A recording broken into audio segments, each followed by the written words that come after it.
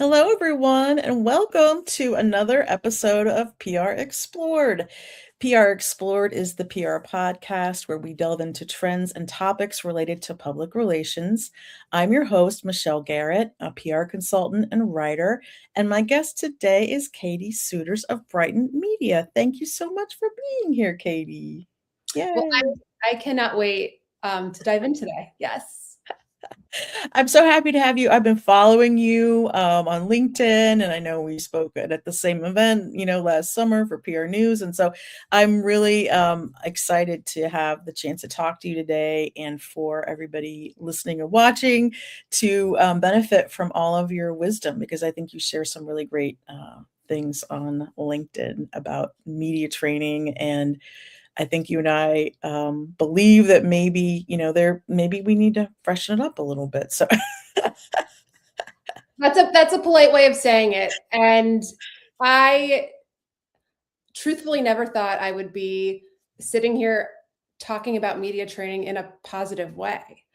My background is as a journalist. So we covered Capitol Hill, the White House, Congress, federal agencies, and I associated media training with a consultant coming in, really robotic scripted talking points, and this cookie cutter situation. And I'm sure there are trainers with different philosophies out there, but the way that we approach it now is so hyper custom and so about bringing out the best in the individual. So it's such a different approach than what I thought in my perception. I'm happy that I'm past that now.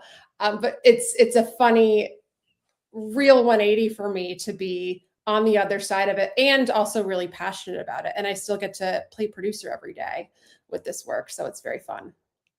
Yeah, I think your background is perfect for this, right? Because you've kind of been in the trenches as a reporter and, you understand what reporters are looking for.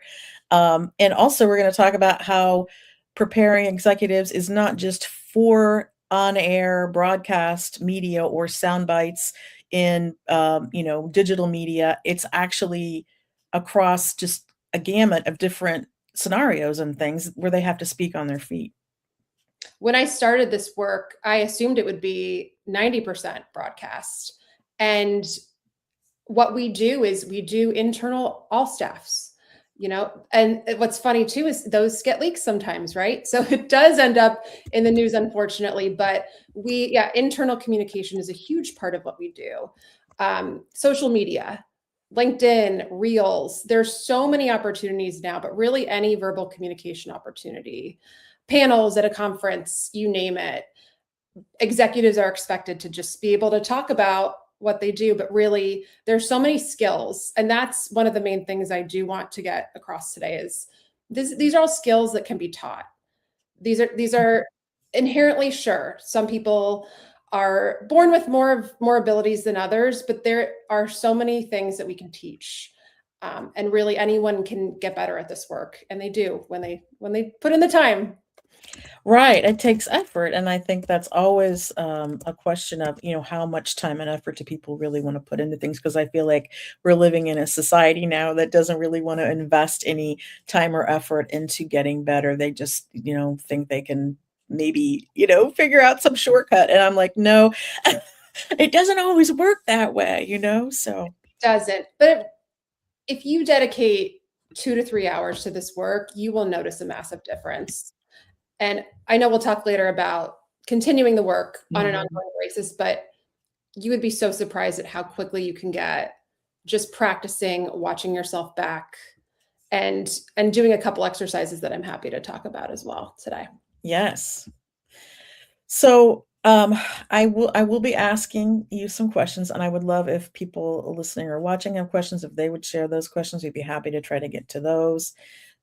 We've kind of set the stage about how executive spokespeople are expected to speak on their feet, and we see examples, almost every week of some CEO putting their foot in their mouth, and I see why they'd be anxious to do any public speaking, but it's just part of the really the job. So they have to figure out a way that to make this work for them and to just I think feel more confident and comfortable in that scenario. So we're going to talk all about how to evolve the preparation process to kind of fit the needs of executive spokespeople today. And of course, Katie does this work every day, so she has a lot of great insight to share. So we will start, and I always read the question. I will show it as well on the screen. So in the past, media training was often viewed as memorizing your key talking points. How and why should that evolve? When you sit down for a media interview, you do not get to control what the person on the other side of the table asks you. So even if you get questions in advance, depending on the news cycle, depending on what's going on, a question could come your way that is in some way a difficult question for you to answer. So all you can control on your side is what you say. So if you just have these memorized talking points where you sound like a robot and you're repeating yourself over and over again, you could be exposed the second it goes off script. So what we always start with, the first thing I do, when I sit down with an executive, is this intention setting exercise. And really, this is if you are in corporate or executive comms, this can really help position you if you ask these questions to your CEO or your C-suite to just make you look like a business-minded partner. But it's the first question is, what are you trying to accomplish with this opportunity? So if you have a traditional broadcast hit, let's say, what is the audience that you're trying to reach with this hit? And what is the outcome you want from this opportunity? Is it to increase buy-in for a new announcement? Is it to just save your reputation in a really bad time? But getting as granular as possible, right? I worked with a woman recently who really wanted to attract a certain potential customer. So we had them in mind for a media hit. So you have that business objective, right? And if you can't think of a good one, maybe you don't do the hit, right? Or maybe the opportunity doesn't make sense, right? Right. But if you don't have that business objective, it's hard to tie a goal or an outcome to that. The second part of that is, how do you want to be perceived? And we talk about perception as an individual, a personal brand, and also as a company overall or an organization. So if it's a serious, urgent matter, as you're practicing, we're going to make sure that your delivery reflects that seriousness and urgency. Or if it's excitement, making sure that the delivery matches how you want to be perceived. Once we have the answers to those two questions, that gives us the ammo and the goals to measure success on the other side. Did you say what you wanted to say, right? You wanted to accomplish this. Did you do this? And you don't have to be the bad guy too, right? As the comms person, ask them directly. They set the goal. Was that accomplished? So that gives it just a completely different frame, as opposed to, we have to get this messaging out. Yeah. Well, why? Let's take a step back and really define those goals before we even get into what we want to say. I just feel like that is great advice for all kinds of things regarding communications and PR, because I often even, so I use the example of writing a press release, and like it's like an order, go write this press release. And I'm like, well, okay, well, why are we writing it? And like, is this really the right vehicle? And, what are the key things that we want to get across? What's the goal? So I think these are just, to me, they make a lot of sense in just kind of stepping back and thinking through it. I feel like sometimes people just rush through things, check it off, we got that done, and go on to the next thing. They don't prepare, they don't debrief, they don't, how do you expect to improve if you are not, putting that time and effort in? And I do think, you said even a few hours. I think if you did that, a few times with interviews, you would notice a big change and a big improvement just by even just going over. And I know they don't like to watch themselves or maybe, listen or whatever, but it helps them get better. It's one of the most effective things you can do to immediately improve. No one's favorite part of the process, but it's something that I wouldn't say we require, but we strongly recommend. I think one time I worked with someone who chose not to do the practice part, but it is no one's favorite part. No one loves that part, but it's Yeah. so effective. And once you rip the Band-Aid there and do the first hit or the first round, it gets so much easier. And then we do a couple more reps, and then they're noticing this massive change from the first to the fourth or fifth time we practice. But Yeah. completely want to echo what you're saying around doing things because you're supposed to do them, or this is the way we've always done them. So why are we doing this, right? Why are we writing a press release? Why are we doing this opportunity? And that's how we should all be thinking about these things, especially now with AI and technology and vetting so many media outlets and so many opportunities. Is it really how we want to be positioned? Does this match the goal that we're trying to achieve? Yeah. And sometimes it is the right answer to say no, to turn things down. It can be not a fit or not the right, opportunity or whatever. So I think, you made that point. I think that's another good point because I think we're just, programmed to just say yes to everything, not think it through. Okay, well, another again, check it off the list and go on instead of really thinking about why are we doing it? What was the outcome? Was it what we wanted? Did it drive the business objective that we were trying, so yeah, I don't think that we think enough about that. No, it's autopilot sometimes. Yeah. So, what is the biggest misconception that you would say communicators have about media training? Well, and I can speak from my background, but as as I mentioned, when I used to think of media training, it was this scripted, robotic, memorizing talking points, almost like an insult. Oh, they're media trained. They're buttoned up and boring and beige and Yeah. not exciting to listen to. So I would say it's almost the opposite approach is what we take versus that misconception of the memorization. It's really learning how to be yourself more effectively. So once we get those business objectives all defined, right? It's really bringing out the best version of you. And we talk about personal style a lot in our training. So if you are someone that's naturally really warm or you're naturally more serious, we're not trying to change that, right? I would not want to tell you to smile more if you have an urgent thing to say and you tend to be a serious person. But that's also why we never show videos in our trainings. Is I don't want you to try to be like spokesperson X from X company. I want Mhm. you to be the best you. And Mhm. the more that you are leaning into, okay, what makes me an effective communicator? What am I passionate about? Getting into those things, that's Mhm. going to make you more compelling and and also confident on camera as well. We see that piece of it really grow. I think preparation increases your confidence. I mean, I am not a professional speaker, but I have spoken at events, and just feeling prepared makes a huge difference. So that means rehearsing, but not reading a script. It means kind of I mean, to a degree you're memorizing, but you're also every time it's different because it's every time you give the same presentation, I find it's a little bit different. It's never going to be the same thing twice because I'm not a robot and I'm not, reading, my Right. slides, hopefully, so I feel like I love that about bringing out the best version of you, because that just feels more real to me, and I think, authenticity is a big deal.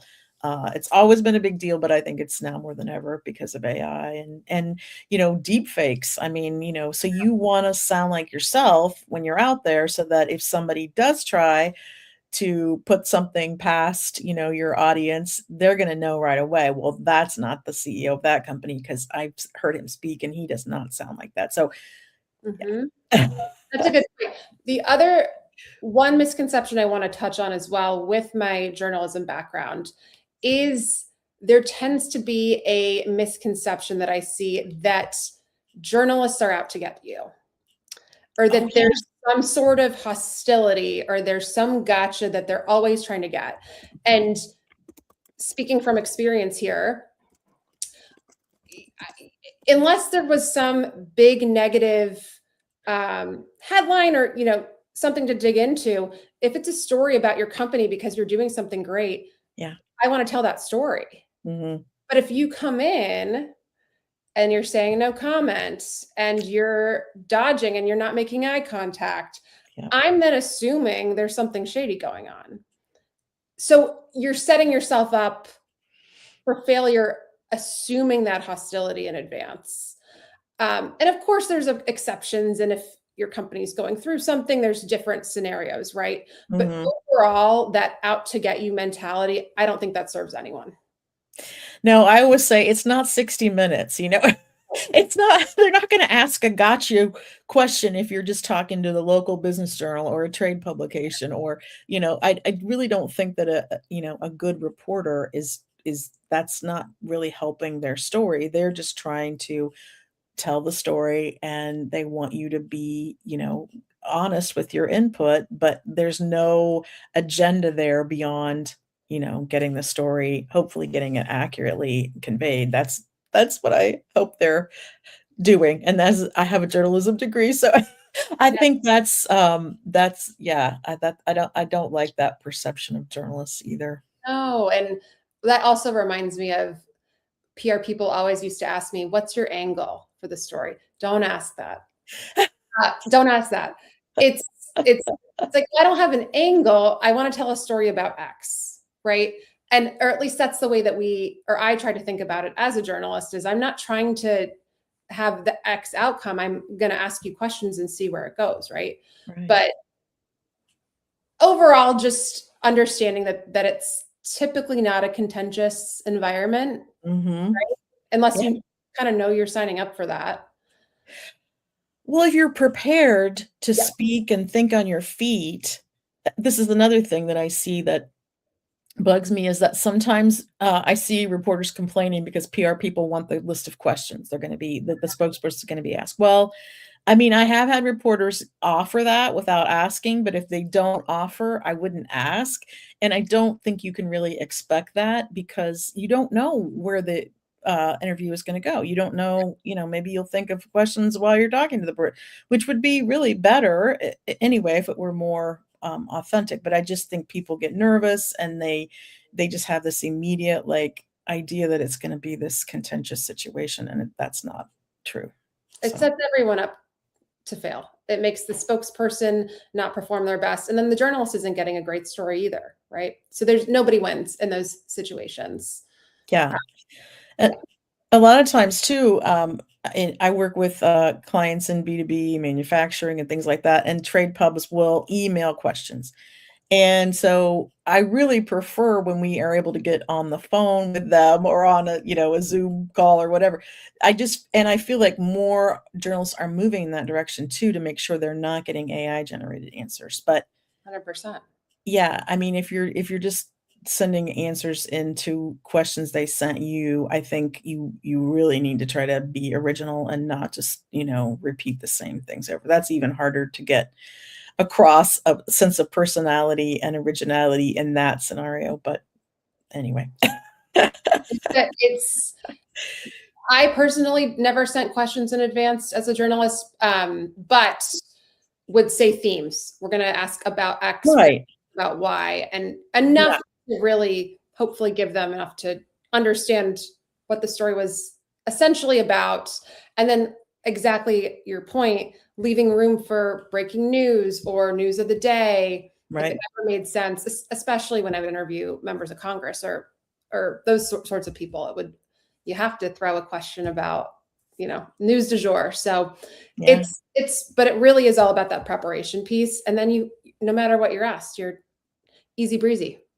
Yeah, you're confident, you know you can answer. That's what I think is the most important, one of the most important aspects of this is just getting them to feel like, "Okay, I can do this and I'm prepared," and whatever they ask, I'm gonna be able and it's also I mean, we'll probably get into this, but it's also fine to kind of, take a breath or take a moment and kinda collect your thoughts. You don't need to just, 'cause I we were talking before we went on.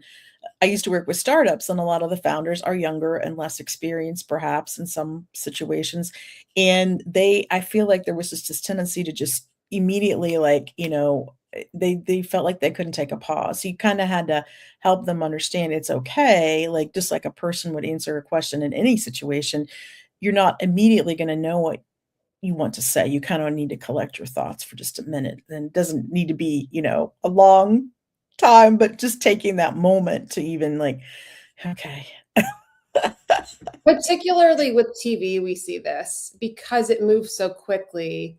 People Mhm, think that they just have to get it out really quickly and just mhm, super fast. And you actually do want to do the opposite. You want to take up space and time with mhm. your body, taking a breath. A lot of times, the less you say is actually better too. Letting whatever you say breathe and Yep, land and be absorbed by your audience. yeah. Really Talk slowing down. talk too fast, talk too much, those are other things, and I also talking over a reporter or just Mm, not even taking a breath, a pause to let the reporter ask a question or clarify a point that you made. I've worked a lot with technology companies. A lot of times there are terms that maybe the reporter isn't as familiar with as the spokesperson that, of course that makes sense, but they might need to ask a question to clarify what you said. So you need to take a breath. It's just really, I mean, a lot of it is common sense, I feel like, and just being tuned in to the other person. It's a conversation. So, yeah. it is. It is. And I also remember a lot of times, speaking of tech executives and other people that are used to, I know we'll talk about jargon a little later, but Yep. the I would try as a softball warm up sometimes to just say, so tell me about your company, or so what do you do? Right. Mhm. And that would be a 2 to 3 minute word salad. And you got to be able to succinctly Yeah. say in a sentence or two why you're here, what you do, the impact you're having. Why do I care? Yeah. Favorite question to answer, but it's those even those really simple ones that you've got to be able to nail those. Yeah. Absolutely. So let's do talk about jargon. That's really the next question. So why should spokespeople avoid using jargon when they speak? Where do I start? Jargon, there are numerous studies that jargon erodes trust. You think that you're sounding smarter. The second your audience doesn't understand a certain phrase that you say, Mhm. they're tuned out. You've lost them. So people also forget that not everyone lives in your industry. So if you are trying to target people in your industry, that's a different conversation potentially. But if you Mhm. want to hit a more general audience, depending on who that audience is, really thinking about, is there a simpler way that I can say this? Yeah.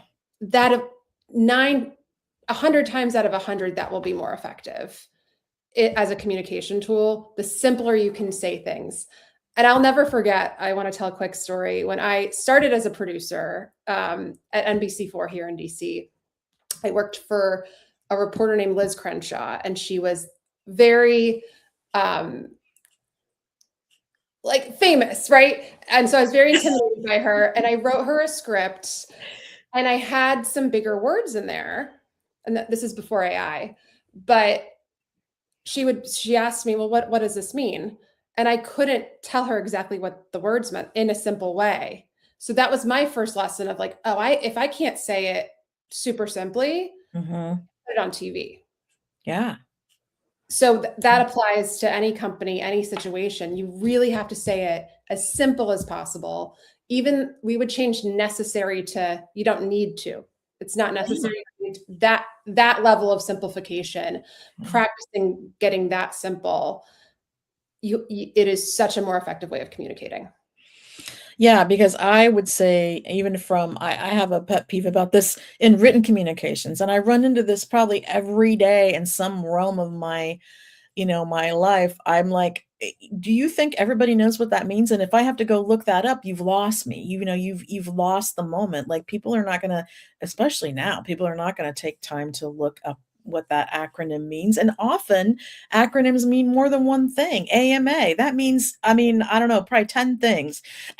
So you just can't assume, at least spell it out on the first reference. That's like AP style. That's just like, so if we're writing something, we're definitely going to be doing that. But I see this all the time, and they just make this assumption that everybody knows what they're talking about. And I'm like, they really don't. So we leverage the synergy of our team to like, and I would ask that as when you're getting those sorts of jargon, when you're saying that to a reporter or a journalist, they may very well say, can you say that in a different way?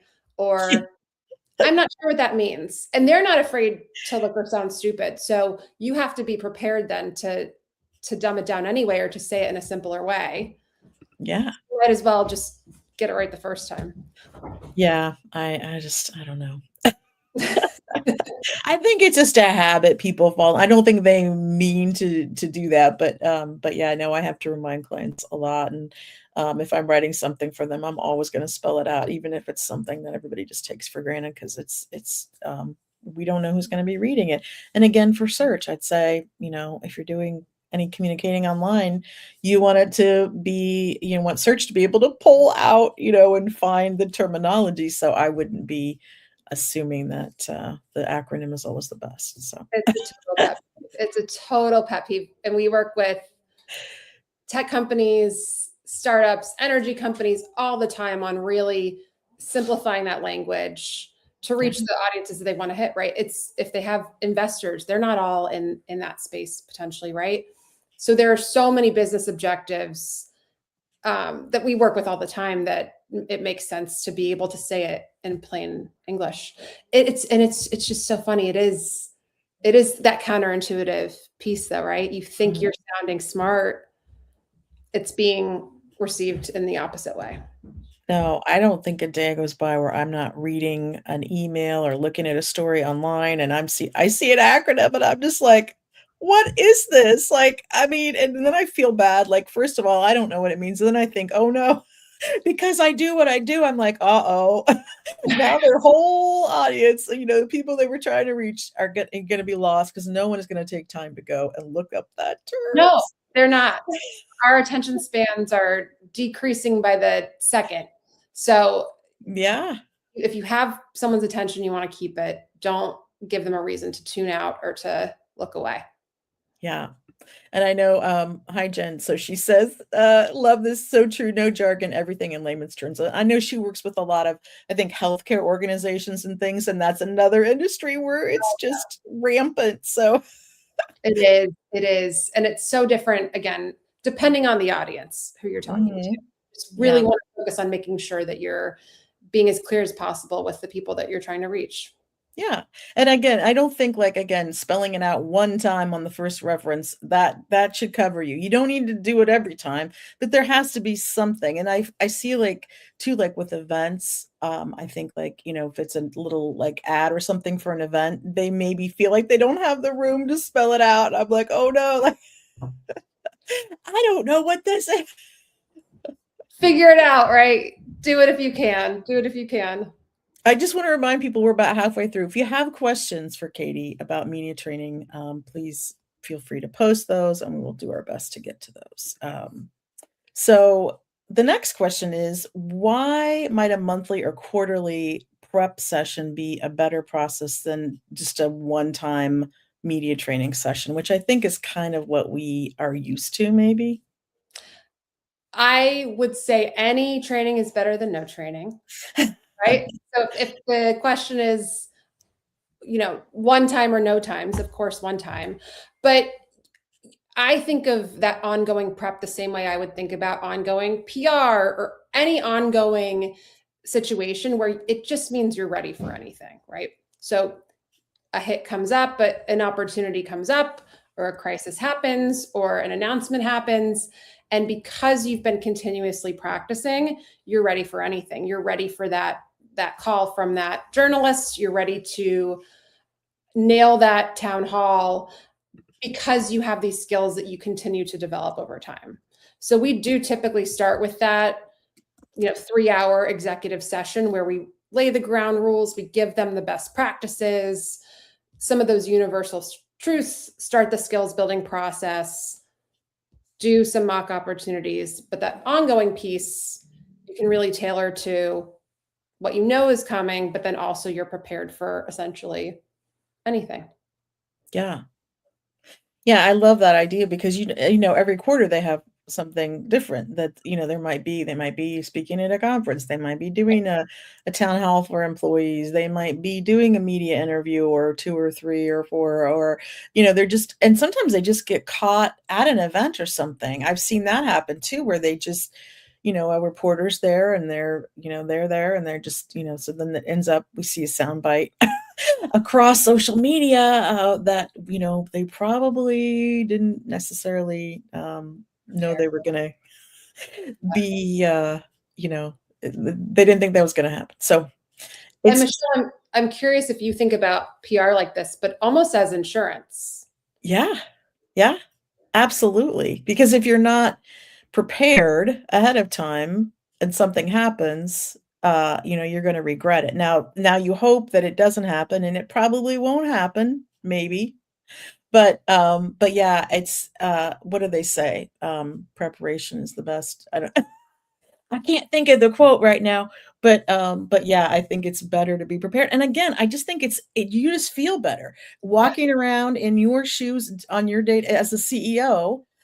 You would just feel more comfortable, more confident, more ready to just, face anything that comes your way. Because obviously you're talking to people all the time, whether it's public or not in meetings and, so I just feel like it can't hurt anything. I mean, it definitely is gonna make you a better communicator, so And speaking of that timepiece, so once we do lay the foundation, these can be 30, 15 or 30 yeah. minute check-ins. Yep. These are not big time commitments, and it's all tailored to real opportunities. To Yeah. the We're not doing 60 minutes unless you are doing 60 minutes, right?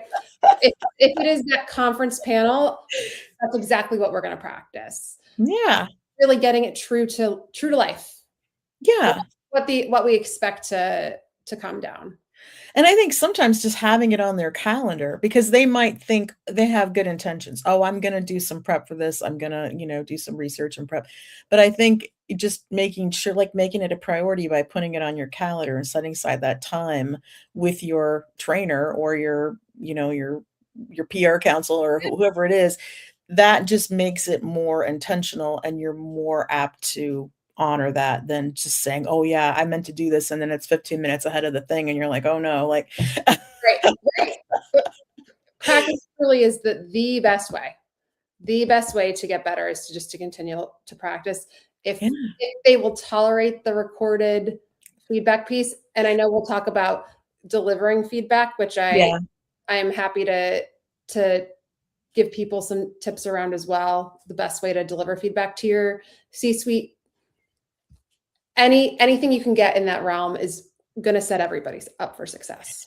They have to have respect, I think, for you, for the process, for what the goal is, and, that is just makes a huge difference. Always, again, and across anything that we're doing in PR or comms, I think it makes just a big difference if the executives respect and understand what the stakes are because again, we could pull out, we could send them a list of CEOs from big companies or C-suite execs putting their foot in their mouth. So Yes. you don't want to be, you don't want to be that guy. Yes. But what if an executive says, I don't need media training. I've done this for years. I'm good enough. I'm no thanks. We get this all the time. And these are some of my favorite executives to work with because it's I've never left a training with someone not saying, "Oh wow, I totally see the value of what I just did." But typically if someone says, "I don't need this," sometimes they end up being the ones that need it the most, right? So maybe because no one's been super honest with them about where their current verbal communication skills are or Mhm. how effective they are as a communicator, that could be part of it. But sometimes, and that's where it's so nice what we do on my end because it's not cookie cutter, because it's not this formula. Right. Hey, oh, you don't need training? All right, let's sit down. I'm going to set up my camera and my lights and put a lav mic on you and let's go. Right? So depending on what we're walking into, we can customize it for the person. Of course, that tactic wouldn't work for everyone, and we wouldn't want to scare most people. But if there is that chip on that shoulder, we can bring it down pretty quickly. Scare. I mean, a little healthy scare might not be the worst thing sometimes, but I do think that everyone can get better with this work. This is sometimes we also come in and call it professional development or speaker prep for an event, or we'll even do cohort trainings where, okay, VP and above, everybody's getting the exact same training and is expected to complete it so that you're not singling anybody out and so that you're on the same page about messaging or whatever the opportunity is. So there's a lot of different ways to approach it, but it's work that benefits everyone. And again, I've never had a training where someone didn't improve it and on the other side say, I get it. Yeah. And we were talking before too about, I think some people are just naturally good at public speaking and others are very, maybe they're shy, they're introverts, and so it's tough. Like, I mean, it's not that we don't empathize, but also, again, this is just something that is really good practice for them, and it's gonna benefit them pretty much throughout everything that they do day to day. And in those cases, I totally get it. If you are more introverted, I wouldn't come in there trying to make you an extrovert or try to make you someone you're not. Yeah. It's showing, okay, but look at all these strengths that you have. And you do have this presence when you come on camera, or I really like the way you did this, and having them lean into those strengths that maybe they don't even see for themselves, right? So how can we tailor it and customize it to bring out your best? Again, versus that cookie cutter, you have to perform this robotics certain way and have these talking points perfectly memorized, right? The AI robots, nobody wants that right now. No, it's more important than ever to lean into your humanity, and that's what people want. They don't want the robot, the polished, the perfect, so because I feel like this is the natural next question. So when you're giving them feedback, I liked what you were just saying there about how you kind of accentuate the positives and try to emphasize what they did right. Maybe just talk about this a little bit. Yes. There are a lot of specific ways to give really good feedback. And I do think as a communicator, as someone on the communications team, this is such a great way to build trust and to build credibility with your C-suite if you can do this right and effectively. The first thing I always think about when giving feedback is throwing it to them first. How do you think you did? So if there was a stumble or there was a lot of ums and they want to call themselves out on it, great. You don't have to be the bad guy there. Let them pontificate a little bit on how they did before you jump in with your feedback. Let that land, let that sit. Then you want to start with something positive, something great that you want them to continue doing. And then any other constructive feedback that you're giving, make sure that it's something that can be applied to the next time they have an opportunity. So if they had something in their teeth, we're not talking about that. That's not helpful moving forward. We want to talk about ways to get better for the next interview. So they jump right into the answer to the question. They don't pause and breathe. We can talk about that. And really phrasing it all as here's what's landed, here's what we can sharpen for next time. But this is also really where your executive, it is so important to be really hyper aware of dynamics. Of course, you never want to do this in front of anyone else.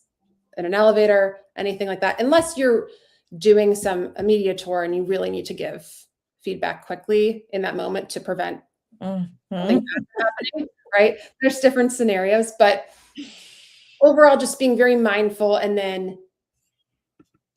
but typically some sort of constructive feedback helps also build trust and credibility that you are helping them get better if you can deliver it in an effective way to them. But start with them, throw it to them first, start with a positive piece of feedback, and then go into, here's what we might want to work on next time. Yeah. Can you give us, maybe tell us a story about like a really challenging Piece of feedback, executive, eye contact tends to be challenging sometimes with founders that are very in the tech space or the energy space or the health space. So, and we say about 80% eye contact is what we're shooting for. We don't want you staring into someone's eyes the whole time, but we also want it to be, so we talk about, okay, your eyes are darting all over the place in this interview. Let's focus on, because if you really want to nail a soundbite effectively, a tactic can be slowing down at the end of a sentence and then looking up and making eye contact. Okay, let's try that. But I'm like, delivery, I'm just thinking through recent examples. It's a dance. It's a dance. And you really have to know, some executives really want you to shoot it to them straight. Some aren't, it's vulnerable work too. Ego. There's egos involved sometimes too, especially if you're doing it in a group, I would say. Do you do both, where you do one-on-one in groups, or? We typically only work, so we have the two main ways that we work are that signature one-on-one session with an executive. And then if we're doing a group, we'll typically do best practices as a group all together, and then one-on-one for opportunities. I've done group feedback. It is hard to be really direct when they're with their peers. And when there's different dynamics at play. So, and it's also hard for them to open up, talk about, hey, I used to stutter as a kid, so I'm really self-conscious about this. Okay, we can work through that in a one-on-one session versus in a group. I'm a big proponent of that one-on-one training whenever possible. Yeah, that's good. Yeah, because I do think, again, it's human nature, and then the egos at that C-suite level. That sometimes it's great when you have execs that are self-aware and they don't let their ego get in the way. But we know that that's not always the case. Yeah, and it is such vulnerable work. It really, and to get better quickly, you're going to make so much more progress working one-on-one with someone versus a group setting, in my opinion. Yeah. So, why is getting comfortable when speaking to any group, whoever it may be, why is that a bad idea? So there's a couple things here. Getting too comfortable, you want to assume everything is always on the record. Yes. I talked about that example of an all staff that was leaked to the press. So if you assume what you're saying behind closed doors isn't getting screenshotted by your employees and put on Slack or sent over text.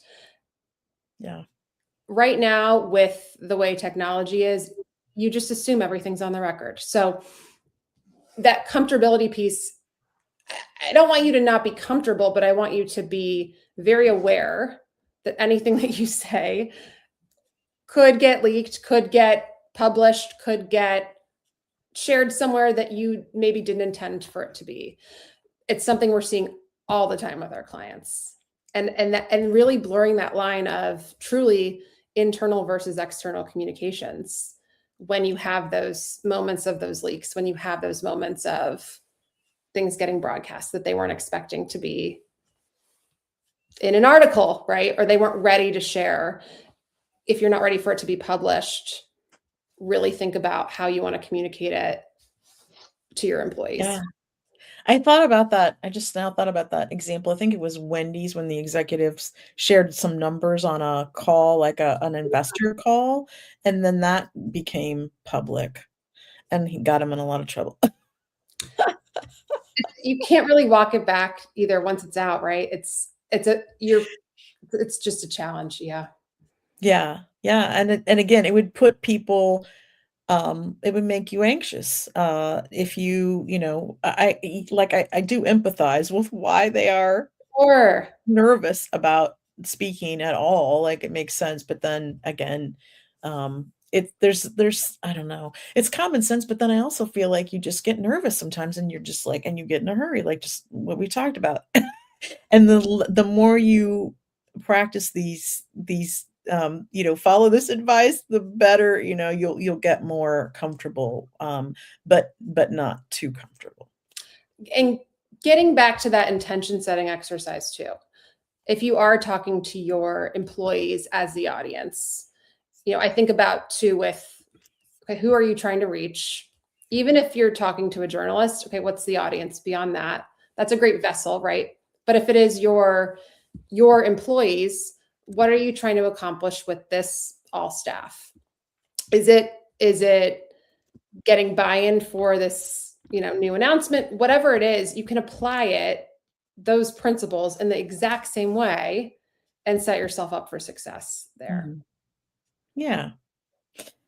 Yeah, I just feel like sometimes people come across as really approachable and again, really authentic, and then other times they just freeze up, and you know, it makes sense because I am a little bit of an introvert myself, and it's not, you know, like I understand what they're, you know, how they could feel that way. But again, it's good if they can kind of embrace it and just practice and do more, kind of embrace the opportunities. So When we talk about practicing anticipating difficult questions, we define difficult questions as any question that you personally don't want to be asked. So it's individual, right? Could have totally different questions that, oh man, I just really hope they don't ask me this. Well, then we got to practice that, right? That's right. the ones we definitely need to make sure we nail Yeah. so that you don't freeze, so Yeah. that you don't feel like you're clammed up because whatever comes your way, you can handle. Yeah, and a few months ago, I talked with, somebody about how to bridge and do you know, redirect, and we're not talking about specific strategies today, but that is something that you can also, work on those techniques to kind of if that question comes up about a competitor or just something that you don't wanna answer, how do you bring it back to, what you do wanna convey? And there There's are a ways lot to do to that. it.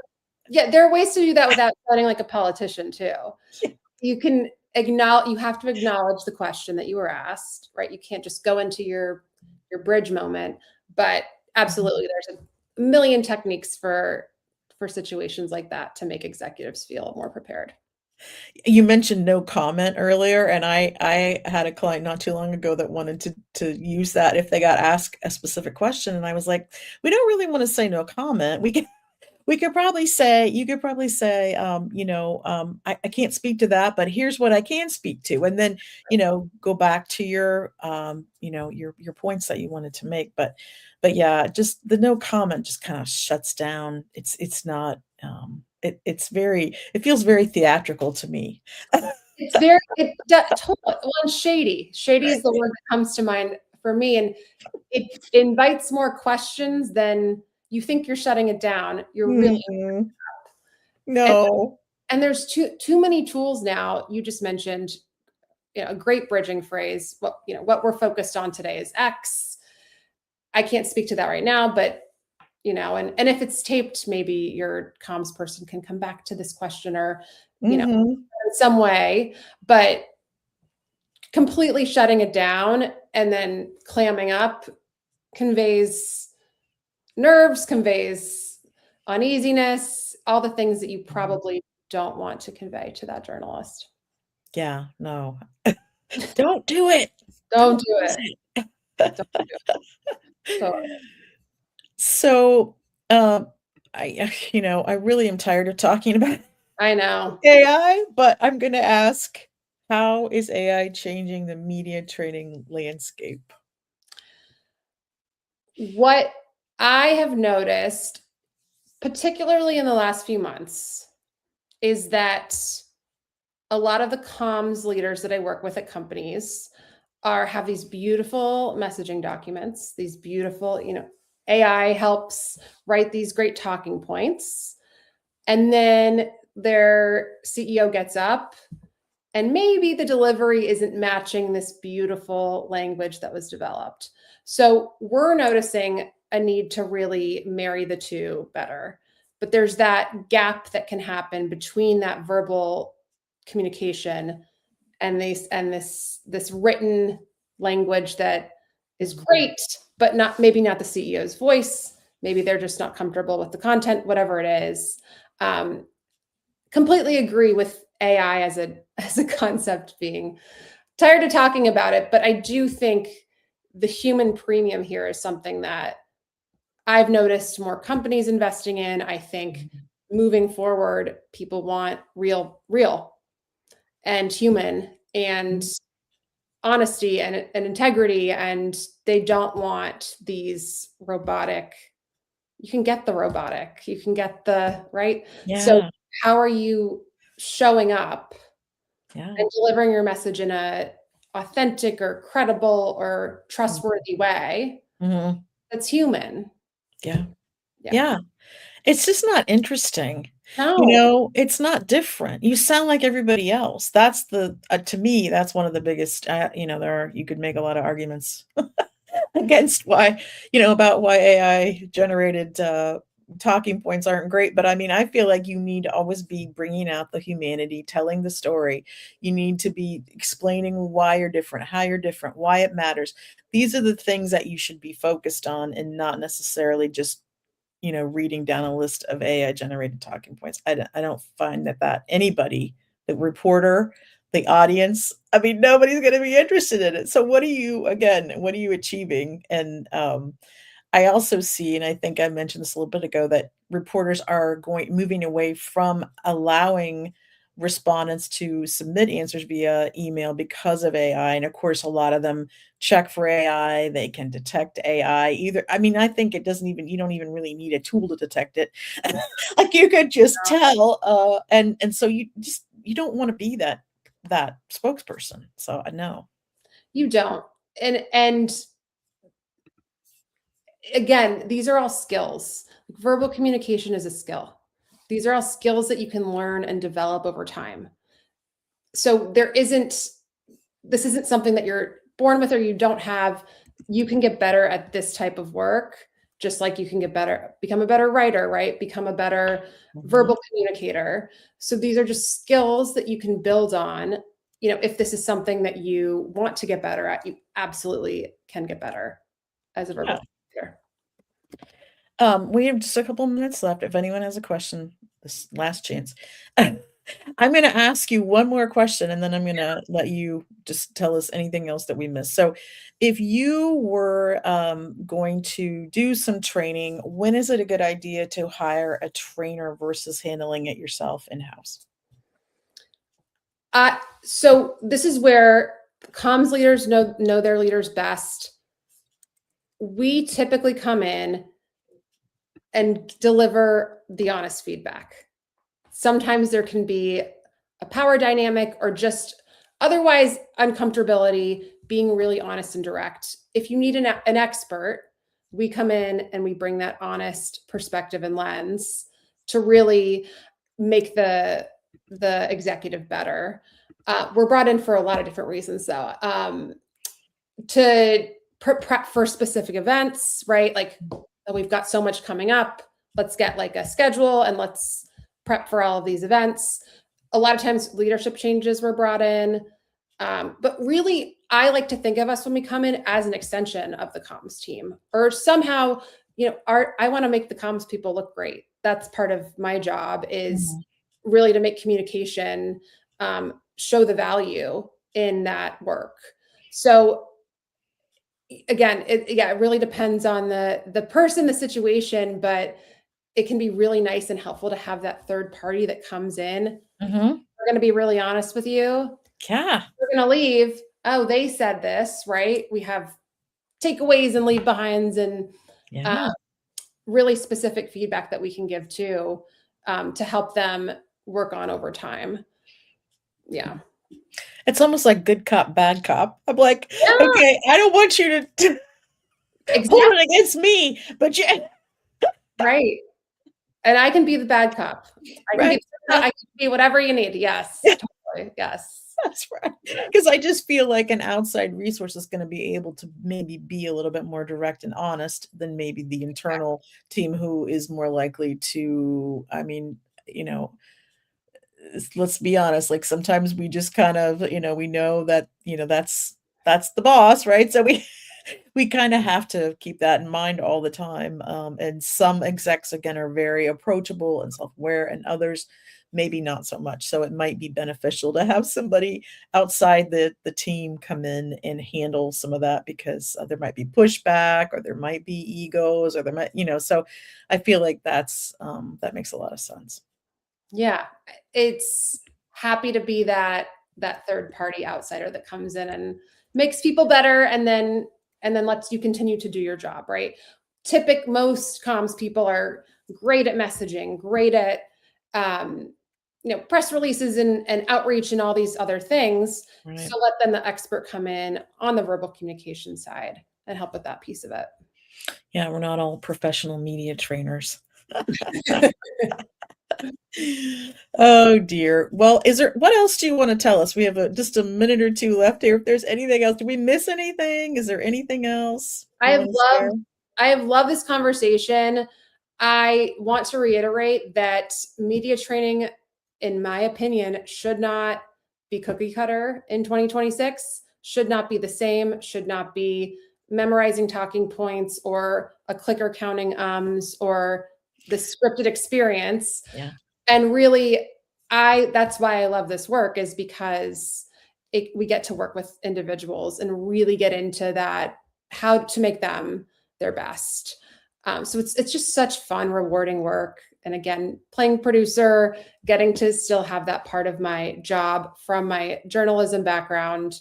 Um, but I just think bringing more realness to this space is what's really important to me, and seeing this media training as a whole as an opportunity to just be a really compelling, effective spokesperson. That's how I would define it, Mhm. versus trying to fit somebody into a box.